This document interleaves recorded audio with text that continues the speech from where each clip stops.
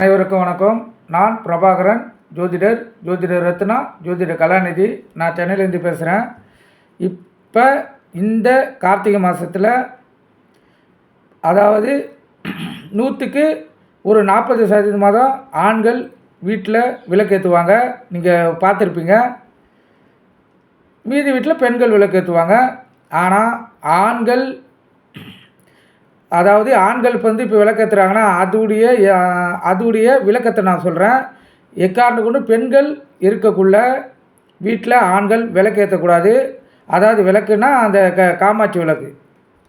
பெண்கள் ஏதோ உடல்நிலை சரியில்லை, தவிர்க்க முடியாத காரணத்தில் இருந்தால் மட்டும் ஒன்று தான் அந்த காமாட்சி விளக்கை ஏற்றணும், ஆண்கள் ஏற்றணும். அப்படிப்பட்ட நேரத்தில் மட்டும் ஆண்கள் ஏற்றலாம். மீதி எக்காரணம் கொண்டும் பெண்கள் வீட்டில் இருக்கக்குள்ள அவங்கள விளக்கேற்றக்கூடாதுன்னு சொல்லிட்டு நம்ம ஆண்கள் ஏற்றக்கூடாது. அப்படி ஏற்றினா வீட்டில் லட்சுமி கடாசம் வீட்டில் இருக்காது. கவனத்தில் கொள்ளுங்கள். இது 100% ஜோதிட சாஸ்திரத்தின் அடிப்படையில் உண்மை. அதை புரிஞ்சுங்க. அதே போல் வீடு கட்டக்குள்ள கிழக்கு வடக்கு இதை பார்த்து தான் பூஜை அறைகள் இருக்கணும். கருத்தில் கொள்ளுங்கள். இந்த தெற்கு மேற்கு இந்த 2 சைடு வீடு கட்டக்குள்ள பூஜை அறைகள் பார்த்து வருவது மிகவும் தீய விளைவுகளை ஏற்படுத்தும். இது முழுக்க அதாவது பல பேருக்கு தெரியாது. எதனால் நம்ம நல்லா இருந்தோம், இப்போ இந்த வீட்டுக்கு வந்து இவ்வளோ கஷ்டப்படுறேன்னு. இதுக்கு இந்த பூஜை அறைகள் தான் காரணம். அதன் அடிப்படையில் தான் நம்மளுடைய அந்த வீடு இந்த பஞ்சபூதங்களின் அடிப்படையில் இயங்குகிறது. அதுக்கு மாறாக நம்ம தெற்கு மேற்குன்னு பூஜை அறையை அமைச்சிட்டா அது பின்விளைவுகள் மிகவும் மோசமாக இருக்கும். அதை கருத்தில் கொள்ளுங்கள். இப்போ நான் விஷயத்துக்கு வரேன். வீட்டில் இருக்கிற ஆண்கள் விளக்கேற்ற கடைபிடிக்க வேண்டிய சில வழிமுறைகளை நான் சொல்கிறேன். எனக்கு தெரிஞ்ச வழிமுறைகளை எழுதி வச்சுருக்கேன். அந்த வழிமுறைகளை சொல்கிறேன். அதை பார்த்து ஆண்கள் பின்பற்றுங்க. மிகவும் சிறப்பு. அதாவது ஆண்கள் வீட்டில் விளக்கு ஏற்றும்போது மேல் சட்டை அணியாமல் தான் விளக்கு ஏற்றணும். ஆண்கள் வீட்டில் விளக்கு ஏற்றும்போது மேல் சட்டை அணியாமல் தான் விளக்கு ஏற்றணும். வேட்டி அல்லது பேண்ட் அணிந்து கொண்டு விளக்கேற்றலாம். இந்த கைலி, அதாவது கைலினா லுங்கி அணிந்து கொண்டு தீபம் ஏற்றுவதை தவிர்க்க வேண்டும்.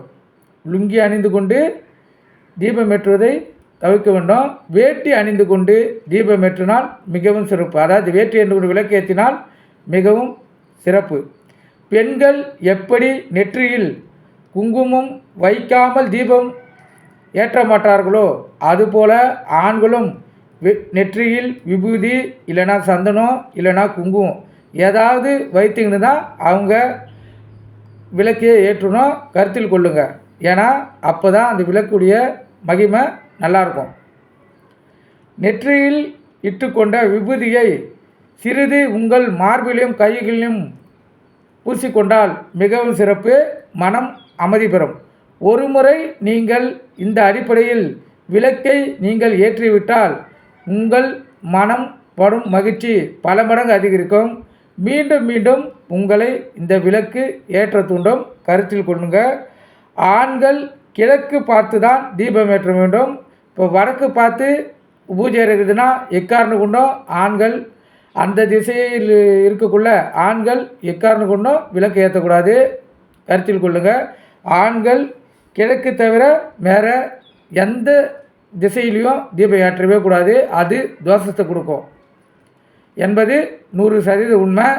இந்த அடிப்படையிலலாம் நீங்கள் கடைப்பிடித்து விளக்கு ஏற்றினீங்கன்னா மிகவும் சிறப்பாக இருக்கும். அதே போல் ஆண்கள் தீபம் ஏற்றும்போது, அதாவது எப்படின்னா ஆண்கள் தீபம் ஏற்றும்போது அதை குளிச்சுட்டு ஈரத்தலையோடையும் ஈரத்துண்டோடையும் விளக்கு ஏற்றக்கூடாது. அதுவும் பின் விளைவுகளை ஏற்படுத்தும். ஈரத்தலையோடையும் ஈரத்துண்டோடையும் விளக்கு ஏற்றக்கூடாது.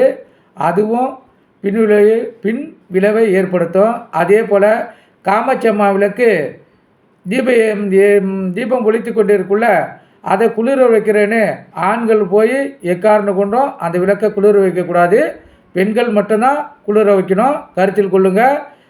அதுவும் வீட்டில் எதிர்மறை எண்ணங்களை ஏற்படுத்தி வீட்டில் குடும்ப ஒற்றுமையை கெடுத்து கணவன் மனைவியிடையே பிரிவினையை ஏற்படுத்தி பிள்ளைகள் கல்வியை தடை பண்ணோம், கருத்தில் கொள்ளுங்கள்.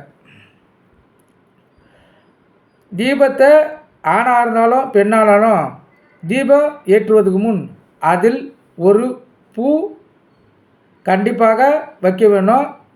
அதை பூனா உதிரி பூ வைக்கக்கூடாது. காமாட்சி அம்மாவுக்கு கொண்டு ஒரு பூ வைக்கக்கூடாது. பூ கொஞ்சம் ஒரு 4-5 பூ சேர்ந்தாப்பில் தான் கட் பண்ணி தான் வைக்கணும். அதுதான் மிகவும் சிறப்பு.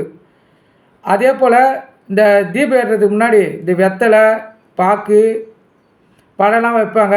சில பேர் என்ன பண்ணுறோம், தரையிலே வச்சுடுவாங்க. அது மிகப்பெரிய தவறு. தரையில் வைக்கக்கூடாது. அதுக்கு சின்ன தட்டு, நம்ம பயன்படுத்தாத தட்டு, கருத்தில் கொள்ளுங்கள். நம்ம உணவு வேறு பசங்களுக்கு கொடுக்குற ஸ்நாக்ஸ் அது போல் எதுவுமே பயன்படுத்தாத சின்ன தட்டை வச்சு தான் அதில் தான் வெத்தலை, பாக்கு, பழத்தை வைக்கணும், கருத்தில் கொள்ளுங்கள். அதே போல் வெத்தலையும் பாக்கும் இரட்டை அடிப்படையில் தான் வரணும். இப்போ 4 வெத்தலைன்னா 2 பாக்கு, 6 வெத்தலைனாலும் 2 பாக்கு, அப்படி தான் வரணும். எக்காரணம் கொண்டும் ஒத்தப்படையில் அந்த பாக்கு வெத்தலையை வைக்கக்கூடாது. அது பூஜை அறையில் பின்விளைவுகளை ஏற்படுத்தும். அதை கருத்தில் கொள்ளுங்கள்.